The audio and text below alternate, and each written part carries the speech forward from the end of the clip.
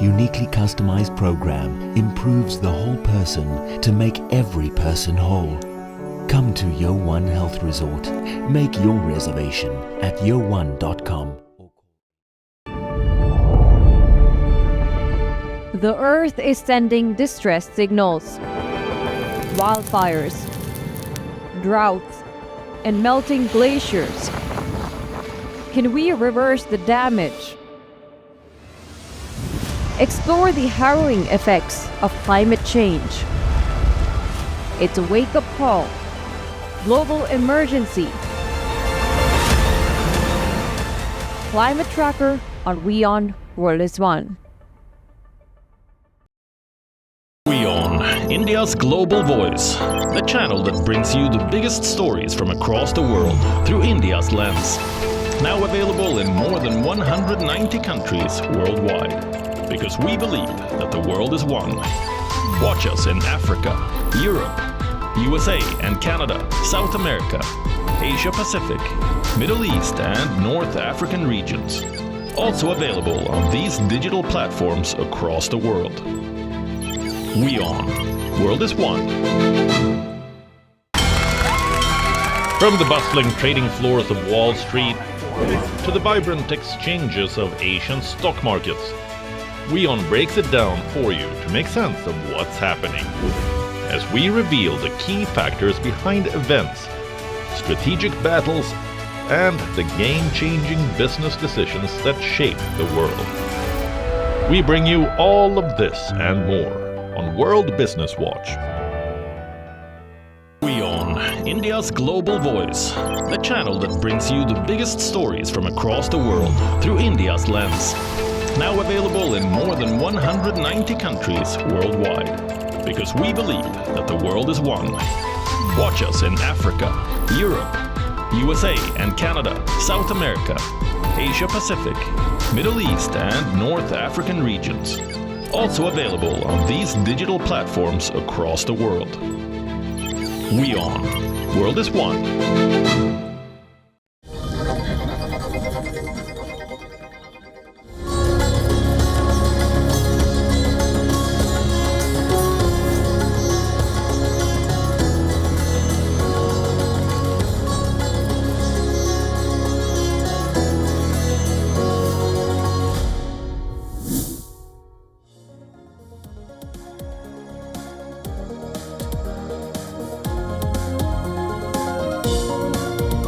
Hello and a very warm welcome. You are watching Race to Power. I am Molly Gambhir.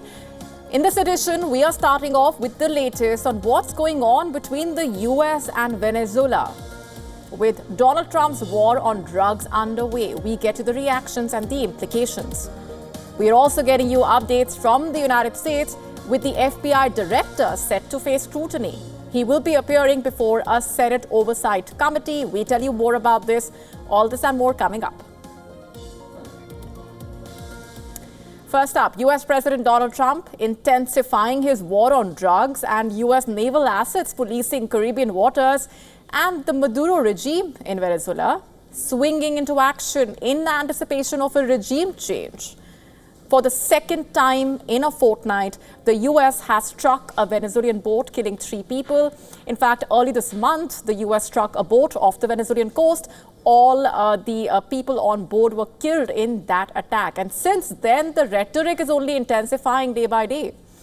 In fact, America has made its intentions clear. For Washington, Venezuela's president is a drug trafficker with a bounty of $50 million on his head. And the US Secretary of State has said that deployment in the Caribbean is no military drill. In fact, President Trump has kept the question of land strikes hanging.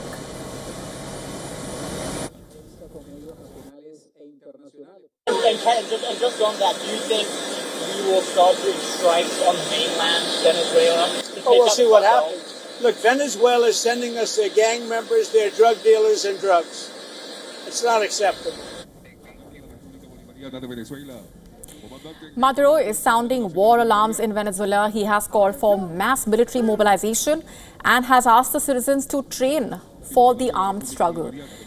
He termed US actions groundwork to justify a full-scale invasion.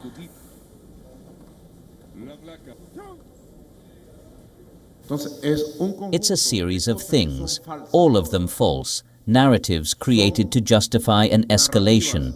But the objective is not the fight against drug trafficking.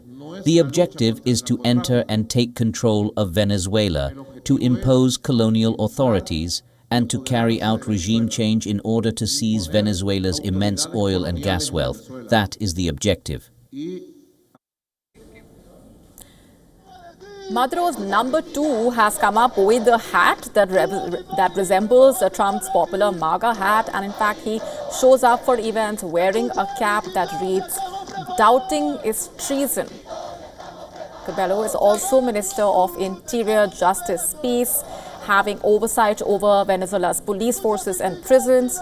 Maduro has also threatened to call Republic in arms. The term refers to a constitutional provision that basically allows the country to declare a state of armed struggle to defend its territory, sovereignty, and people in the event of an attack.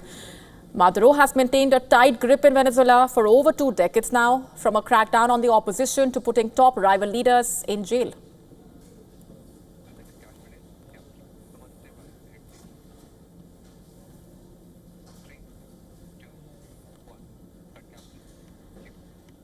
FBI Director Kash Patel facing intense scrutiny. He has appeared before a Senate Oversight Committee where he is responding to tough questions from the U.S. lawmakers over the Charlie Kirk murder investigation and his overall tenure as the FBI Director. Kash Patel took the FBI top job with strong support from President Trump, but just months into his tenure, he is already facing lawsuits, internal turmoil, and also questions about his leadership. Criticism intensified after the assassination of Charlie Kirk.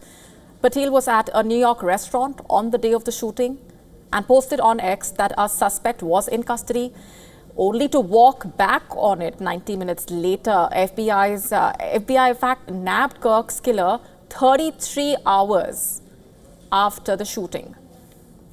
Some reports saying knives are out against the FBI chief. There have been some high-level departures inside the Bureau, and this week itself, Patel moved to create a new co-deputy director role.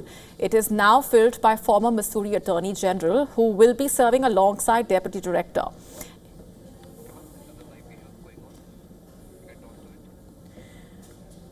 All right, let's cut straight across now to what's happening as a part of that hearing.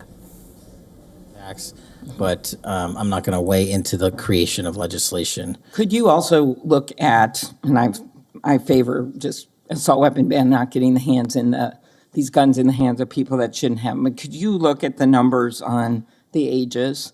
Yes. Because from 18, even going from 18 to 21, which wouldn't have prevented the shooter in Annunciation Church from purchasing that gun. He purchased several the same day. Over 100 rounds were fired from the assault weapon through the stained glass windows. So if you went up to 25, it would have stopped that immediate purchase and probably saved the lives of these kids. But if you go to 21, that is the same age that already applies to purchasing handguns from federally licensed dealers. So I prefer another approach, but I was hoping that our Republican colleagues would at least look at that, given Uvalde, Buffalo, and some of these other mass shootings, trying to be practical, but thinking that it could make a major difference. Strengthening background checks, could you also look at that? And then banning ghost guns and bump stocks. What do you think of that? So, Senator, you're talking to my heart here on one of the core missions at the FBI, which is our CJIS facility in Winchester, Virginia, which is our hub for our NICS checks, our NCICs, our capabilities on when we have, I think it's 19,000 state and local community law enforcement come to us for these background checks. We're trying to make that processing as fast as we can so we can get them real-time information.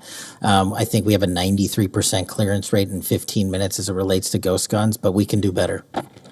All right, well, just if you could get back to me on all those and talk to the White House. Threats against elected officials have increased exponentially. Members of Congress received more than 9,000 threats last year, up from 1,600 in 2016. There's been a lot of talk about the rhetoric and the like. And if we want to move forward on things like Section 230, or even look if we can do anything on guns, I do think we're going to have to be honest about this all-purpose hater issue, and it has bothered me, this thing, we're going to go after this group, we're going to have to go after this group. I just want to, for the record, show that the murderer of Speaker Hortman and her husband, it was Democratic lawmakers on his list. He went to the ones whose addresses he had, by the way. Planned Parenthood was on the list, as were businesses and law firms, doctors. I already mentioned the ones with the Catholic Church shooting. So it is not just, as the radicals on the left, what's a quote from the president, are the problems or destructive movement of left-wing extremism that Vice President Vance said. According to the Anti-Defamation League last year, all the murders were committed. And I'm not actually going to say this because I don't even want to go left-right with this, but you can imagine it wasn't from the left. Cato Institute, conservative think tank, published a study just last week that found terrorists from the right were responsible for 6 times more deaths than people from the left. I actually don't want to go tit for tat on this, but what I am asking for is that this rhetoric of blaming one side or the other stop, if you could convey that to the president, and that we actually work on things that are solutions. So could you commit to me, Mr. Patel, Director Patel, that you will do that? Absolutely, Senator. Okay, thank you. Last, you were asked about social media, and I will put some more questions on the record about that. I think we could make major movement on that.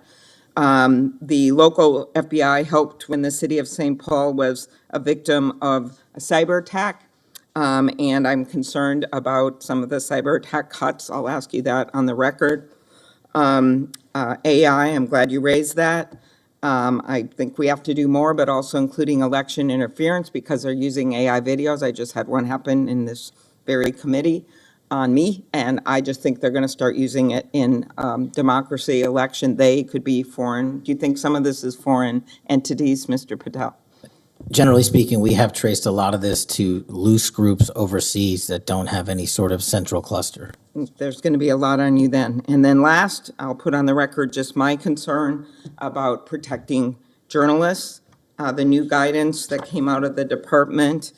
Have you deployed any FBI resources to investigate members of the media for activities related to news gathering, reporting, or reporting on government whistleblowers, something near and dear to the chairman's heart?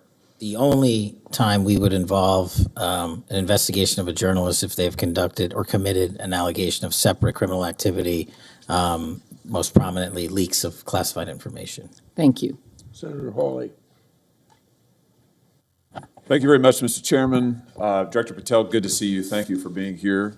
You're leading the FBI at a very critical time for that agency and also a critical time for our country. And I want to start by talking to you about the tide of violence that we have seen, ideological violence against people of faith, particularly Christians. You just think here, take a rough catalog. Just in the last couple of years, we've seen shooting at the Covenant School, Christian school in Nashville. We've seen school shooting at the Annunciation School. We've seen church shootings multiply. We've seen acts of crime and violence, vandalism, arson against churches and parishes all across the country. And then, of course, last week, Charlie Kirk, who said, "I want to be remembered for my courage, for my faith," was shot on a college campus. Let me just start with the assassination of Charlie Kirk. Is the FBI, and I appreciate the tremendous work the FBI has done in this investigation, is the FBI investigating the Kirk assassination as part of this broader pattern of anti-religious, anti-Christian violence? We are investigating Charlie's assassination fully and completely, and running out every lead related to any allegation of broader violence, and we're producing results on that we'll disclose when appropriate. Good. I'm glad to hear that. Let me just ask you a few questions about that, if I could. Sure. Reports have suggested that the FBI is investigating a broader network of groups that may have had some knowledge of the shooter's plans. Can you give us any details on that, following up what you already said in public? How's the FBI working to find other potential accomplices, folks who may have known about the shooter's plans, folks who may have encouraged him. Any update on any of that? So in terms of what we do for an interrogation perspective, we go and reach out to the family and community immediately. And we've conducted those investigations and interrogations with local law enforcement.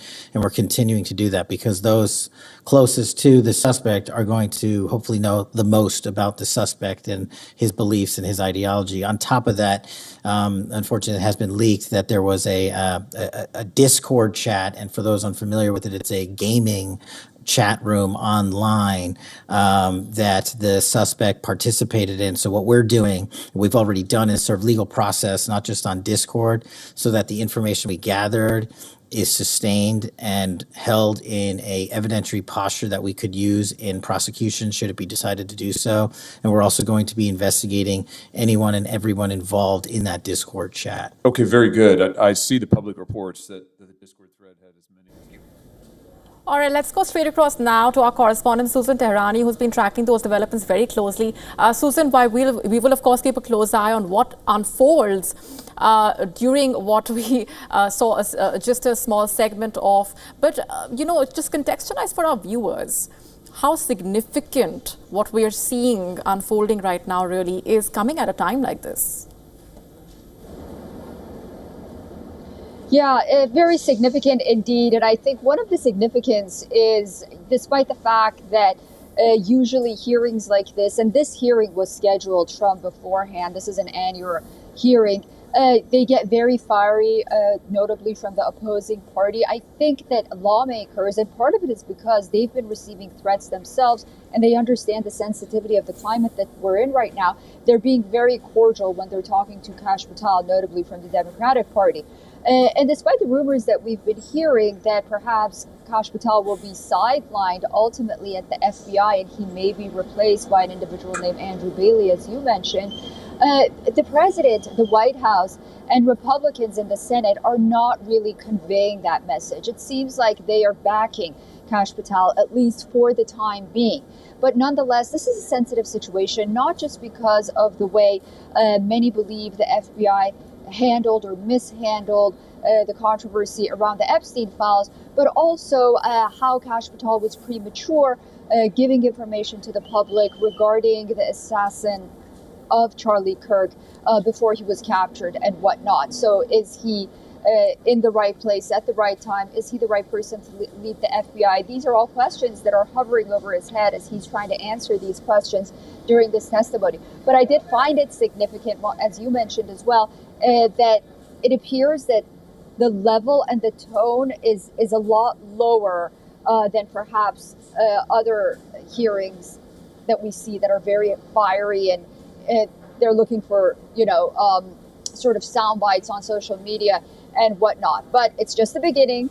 I don't want to get ahead of myself. Let's see what happens during this hearing. And if we're going to hear any more new information from the FBI director himself.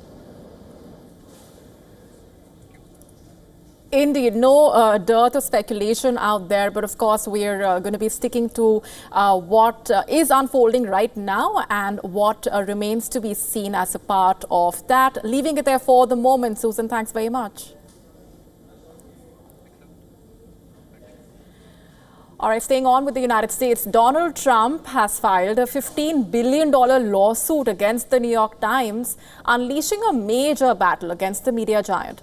Trump, in fact, called the New York Times the worst and most degenerate newspaper in American history. Taking to his social media account, he labeled the newspaper as a mouthpiece for the radical left Democratic Party.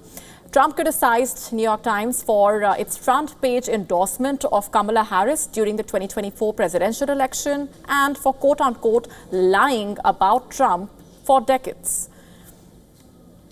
Trump's move coming after the New York Times had said that it had been threatened with legal action by the White House following articles about a crude birthday note given to Jeffrey Epstein. Allegedly, the note appears to have Trump's signature reportedly. However, the president denies signing and sending the note to Epstein. The New York Times has not responded to Trump's legal action as of now. The lawsuit against the New York Times, in fact, is the latest demonstration of what's been called the president's willingness to use legal action against the media. The lawsuit naming several articles and one book allegedly written by two of the publication's journalists and published in the lead up to the 2024 election. In the past, lawsuits were filed against the ABC News network and the anchor as well as Paramount over a 60 minutes interview with Harris, and both cases were settled for $15 and $16 million respectively. Okay.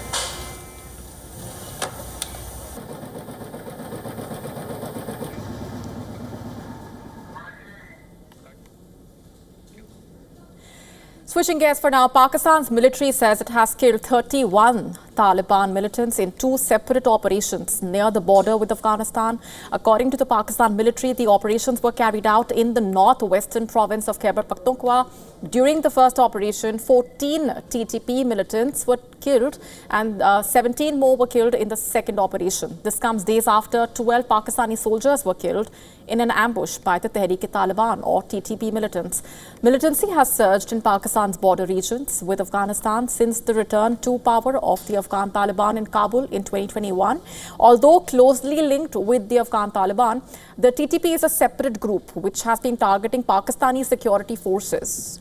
According to an AFP tally, over 460 people, mostly members of the Pakistan security forces, have been killed in attacks by the TTP and other armed groups. Pakistan accuses neighboring Afghanistan of failing to expel militants using Afghan territory to launch attacks on Pakistan, but the Taliban government in Kabul has rejected these accusations, leading to strained ties between the two neighbors.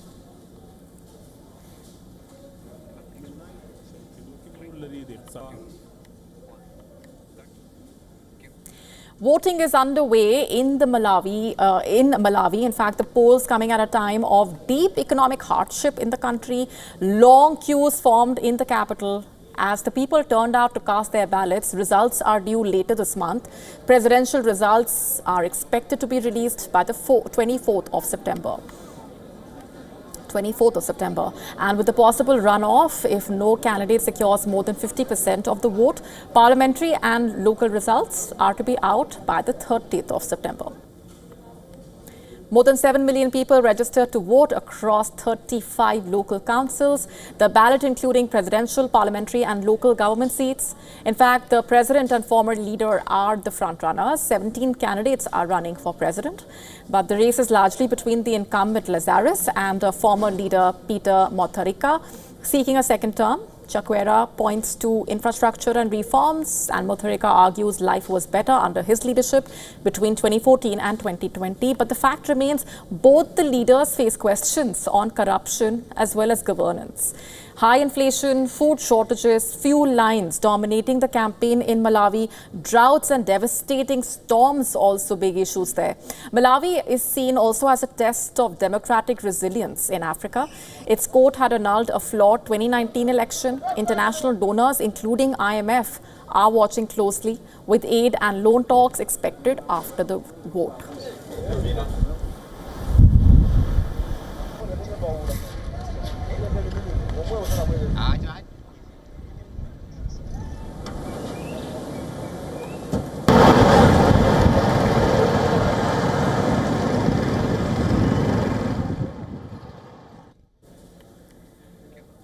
On to Argentina now. The president there has announced that he would be sending the Congress a 2026 budget proposal, one that would prioritize fiscal balance with 85% of the funds allocated to education, healthcare and pensions. And this marks a shift after nearly 2 years of biting austerity measures following a major electoral setback. In a televised speech, he said, and I'm quoting, "The worst is over."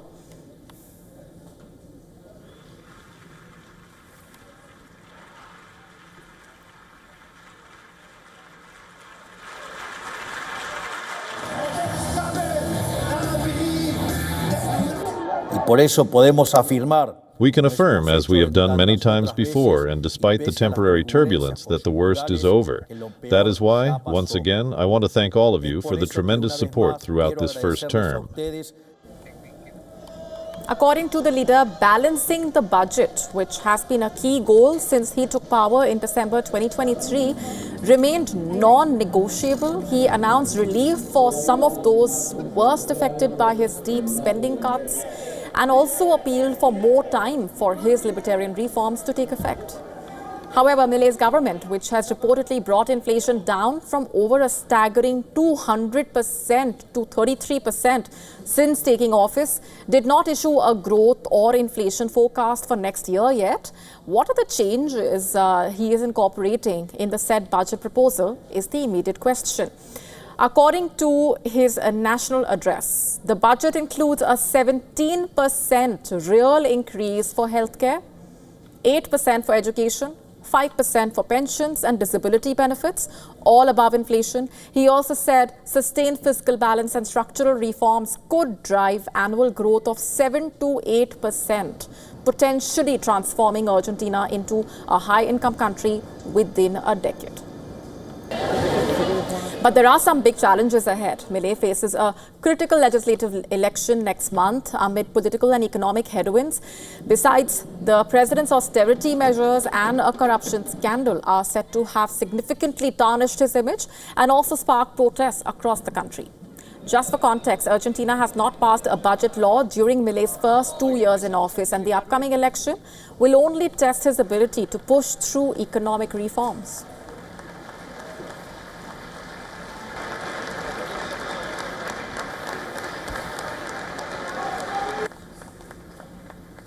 Pueden tomar asiento. Muchas gracias.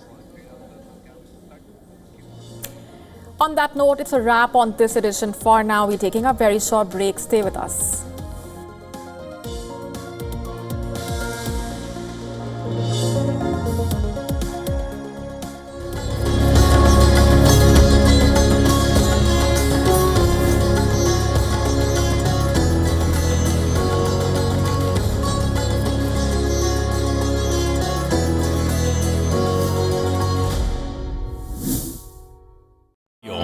India's Global Voice, the channel that brings you the biggest stories from across the world through India's lens. Now available in more than 190 countries worldwide. Because we believe that the world is one. Watch us in Africa, Europe, USA and Canada, South America, Asia Pacific, Middle East and North African regions. Also available on these digital platforms across the world. WION. World is one. The stress of our world can take a toll on our physical and emotional health. Here, in New York's Catskill Mountains, lies a luxurious place of healing called WION Wellness Center. The WION Wellness Center provides 500,000 square feet of natural methods to manage diabetes, hypertension, chronic pain, obesity, depression, anxiety, and other conditions. We use the traditions of centuries-old natural science from India, yoga, Ayurveda, acupuncture, and naturopathy in personalized programs that help you take charge of your own health. A minimum 5-day stay is recommended for best results. Book now at yo1.com. The Earth is sending distress signals. Wildfires, droughts, and melting glaciers. Can we reverse the damage? Explore the harrowing effects of climate change. It's a wake-up call. Global emergency. Climate Tracker on WION World is One. From the bustling trading floors of Wall Street to the vibrant exchanges of Asian stock markets, WION breaks it down for you to make sense of what's happening. As we reveal the key factors behind events, strategic battles, and the game-changing business decisions that shape the world. We bring you all of this and more on World Business Watch. Where darkness hides behind every corner. where the truth is stranger than fiction. A show that dives deep into the stories which shock and mystify.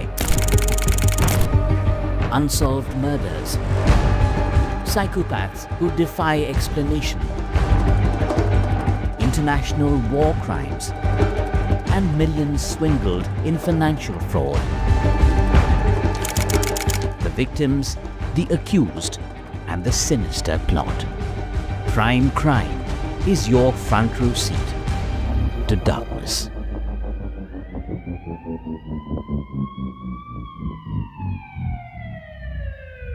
WION, India's global voice, the channel that brings you the biggest stories from across the world through India's lens. Now available in more than 190 countries worldwide, because we believe that the world is one. Watch us in Africa, Europe, USA and Canada, South America, Asia Pacific, Middle East and North African regions. Also available on these digital platforms across the world. WION, World is One.